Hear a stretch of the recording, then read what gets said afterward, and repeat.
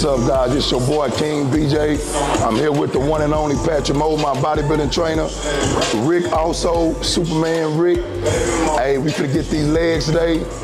Back gonna let y'all know what we doing, and we finna hit it. Holla. So you're gonna see he's gonna start with these lunges. It's just body weight. What this does is just gets his body ready to go, ready to apply any resistance to it. And it's easier when you start with a body weight exercise because it loosens his hip up so you can kind of see as you're going through. It's just easy to get a good stretch.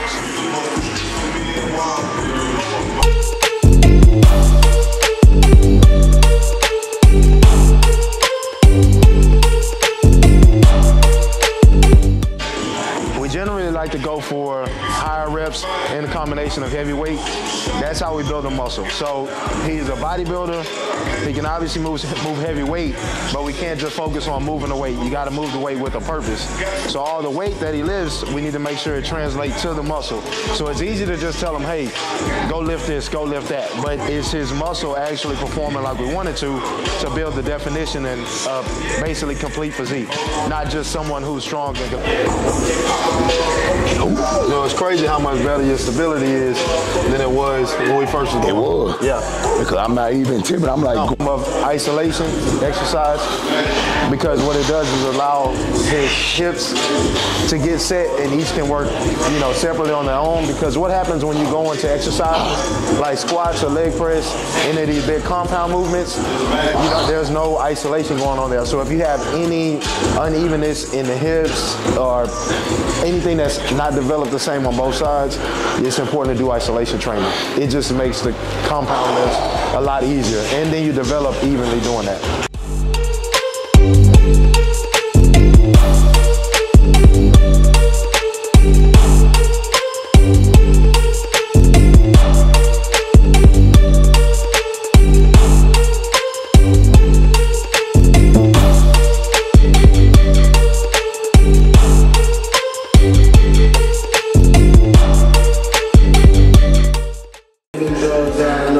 These exercises, it's important like in warm-up, especially when you're training legs.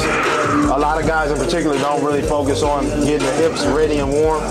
But anytime you're gonna squat, you do leg press, you have to do abductors. It just keeps, that's a muscle in between your legs right there. So a lot of people don't really think to train that, and it actually will help with all the rest of your lifts. So my advice would always be to start with things like lunges, abductor before you go on to like compound lifts on leg day. It just makes it a lot better. And again, like I said, he's a bodybuilder, so it's not just a power lifter. We need to develop muscle anywhere there's muscle in the body. The job is to make it grow. So, there you go.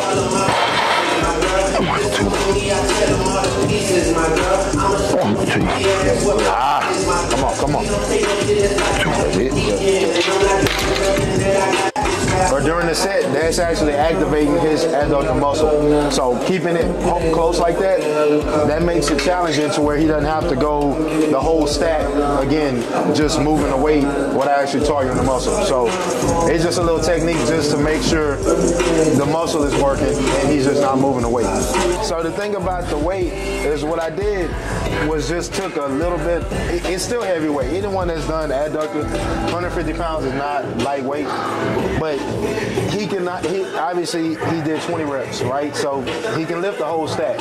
The goal is to make the lighter weight as effective as the heavyweight. It's just making the muscle fail. That's how you grow it. You exercise to failure and the muscle responds. Well, that's what we're gonna do like throughout this whole workout. So he'll lift heavy weight. Those will be his working sets towards the end. But this kind of stuff right here, you can't just throw a bunch of weight at that muscle group. You gotta actually train and activate it. 2, come on, 3, 4, 5, come on, B, 6, 7, one more, 8, good. Woo! Brandon BJ is instinct trained. So I can assume before every set what he's going to be capable of based on the previous set.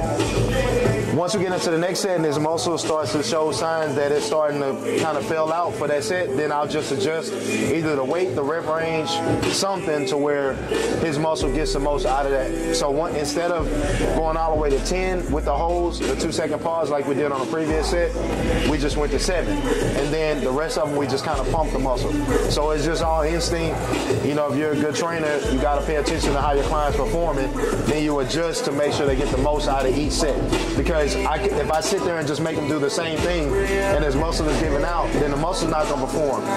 Every rep is as important as the next one. So you just got to make sure, like, you're not getting any wasted reps, any half reps. You always adjust based on the performance of the athlete. So this isolation I was telling you guys about, now that we're going to start to load some weight onto the muscle. If you have an isolation leg curl at your gym, then, you know, obviously you're pretty lucky. Species gym here in Texas, there's a few different species gyms. At this one, we don't have an isolation leg curl yet, so you just kind of got to make this work. Every gym has a line leg curl, so just use this variation, and that way you can train the hamstring separately. We go from isolation to compound. I'll usually switch up between the two.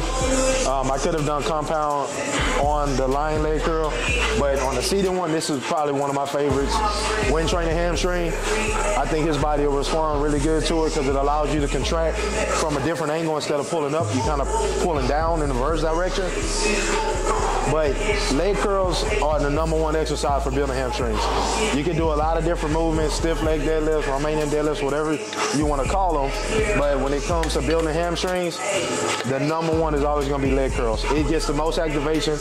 Your knee is a hinge joint just like your elbow. So you want to train your bicep, you know, that's exactly what your legs are. Your hamstring is the bicep of your leg. So for those scientific people out there, bicep femoris, that's your hamstring. And that's what you try to target. So you want to get a low-hanging hamstring when you hit different shots on stage.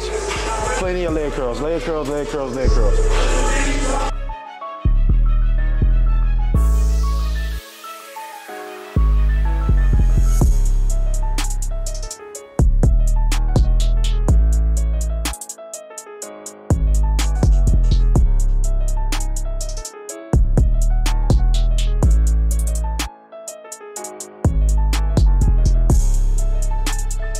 Down into your knees, meaning if you just allow your hips to open as you go down, it's gonna automatically target what you need, okay? Like so, hold. Yep, you see all that? Yep, yep, and then come back up. Now, when we have the weight, that's gonna pull you down. Yeah. That's where you'll feel the resistance. So this don't take a lot of weight. Yeah. So go do like 5 reps. Just get used to it. And when you come up, you see it allows you to squeeze the middle. Okay, so stay there.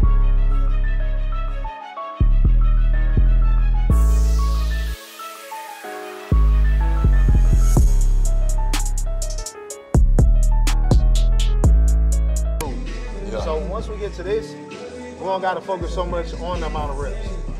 I just want you to work. So allow your hips to come in, get down to 90, because if you don't go to 90 like you just did, it won't hit the glutes. Yeah, so you kind of gotta do that. And we keep the weight lighter so you can be mindful of that. This is training smaller groups, not just the big ones. All right, this is bad right here, boy. This right here, boy. You do this every day. Oh, it's crazy. Oh.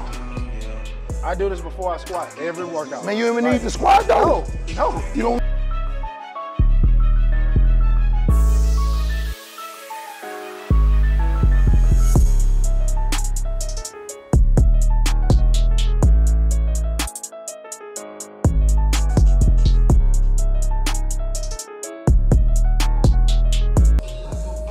Give it all we got. And then we out of here. Give me something to eat. Yeah. Ah! 1, 2, 3, 4, 5, 6, 7, 8. 2 more, B. Now, last one. Rack. That's it.